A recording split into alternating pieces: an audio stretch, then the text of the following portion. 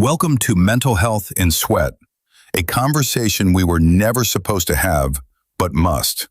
This is where we talk openly about hyperhidrosis, body odor, anxiety, relationships, confidence, and the mental weight of living in a body you can't control.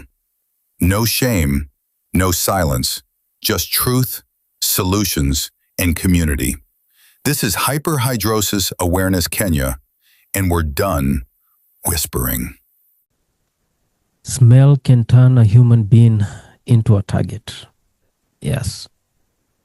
Bullying, teasing, avoidance. Overwashing, skin damage. Constant scanning of people's reactions. Let's talk about it. So you have bromhidrosis. And you don't like the smell. Maybe it's from your underarms or the nether regions. Maybe you're the type who, when you sit down on a couch or a seat, you leave a smell, and the smell is not something nice. In the evening, when you take off your t-shirt or blouse or shirt and you throw it in the laundry basket, you can even feel that smell, that stench, just a few meters away, right? And you even shower. It's not that you don't shower. I mean, your hygiene regimen is top-notch. I mean, like I said, people with sweat issues actually, their level of hygiene is so high compared to normal acclimated persons. What you don't understand is bromhidrosis, it's also a hormonal issue that can contribute to the smell. Of course, hyperhidrosis, for bromhidrosis to happen, you need to have hyperhidrosis. Sweat has to be involved for it to happen, for bromhidrosis to exist. And then now we have individuals with body odor issues, which can, in most cases, be a hormonal issue. So there is the bullying. There's the teasing. This happens across, spheres of life, from school, the different institutions of learning, all the way to adulthood in your employment life.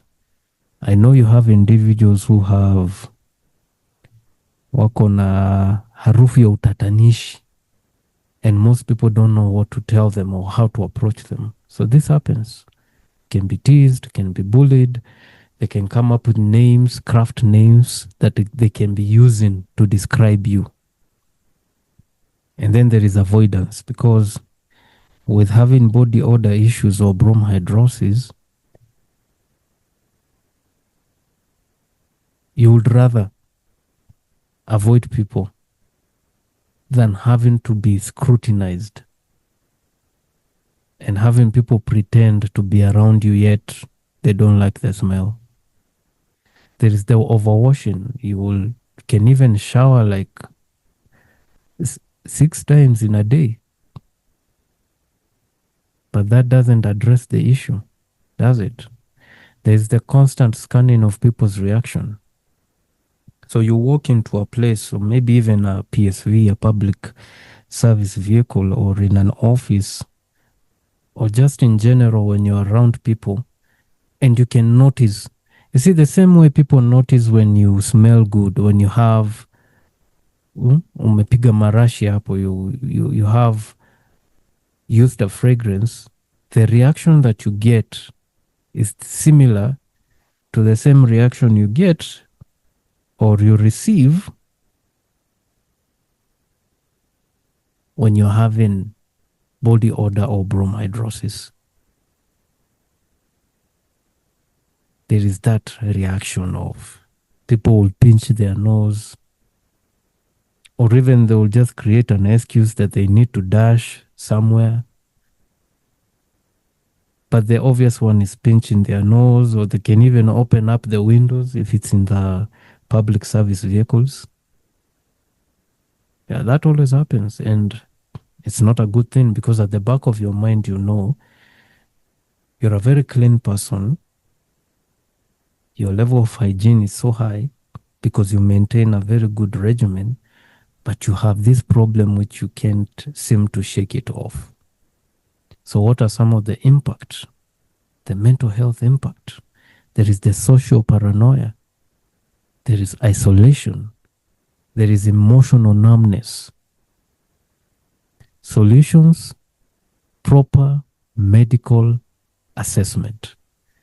It is very imperative that let the certified dermatologist of the general physicians ascertain that you have bromhidrosis or body odor issues.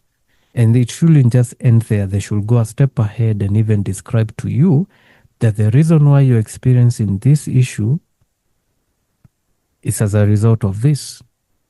If it is body odor issue, they have to check your hormonal profile. They have to do some medical tests, blood tests, to even check if there is anything wrong. There has to be proper diagnosis, so that now they can rule out possibilities of, or even ascertain possibilities of other underlying causes.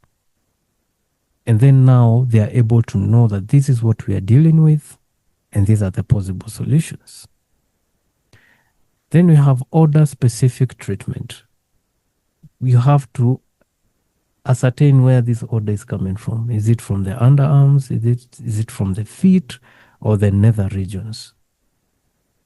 This has to be ascertained. That way we know that we are dealing with odor from this specific place, and what are some of the treatments for these specific areas. Then there is counseling for stigma. Yeah, it's tough. And by the way, there's a difference between hygiene issues and bromhidrosis and body odor. Individuals who have hygiene issues, you can easily spot them when you look at them. They don't shower properly. I mean, kuna tofauti. Si ati mtu wote akona bromhidrosis, they don't shower, they don't maintain levels of hygiene. No. I can take two individuals, one who has severe hygiene issues and one with bromhidrosis, and you can pin and tell, because people with hygiene issues, the smell is traumatizing, and there are many. Just learn the difference. As I conclude, you are not dirty, you are dealing with a condition. Shame should never be louder than support. If this episode spoke to you, know this: you are not broken, you are not alone, and help exists. Sweat disorders affect the body, but they don't define your worth. Follow Hyperhidrosis Awareness Kenya, share this conversation, and reach out when you need support. We see you, we hear you, and this journey doesn't end here.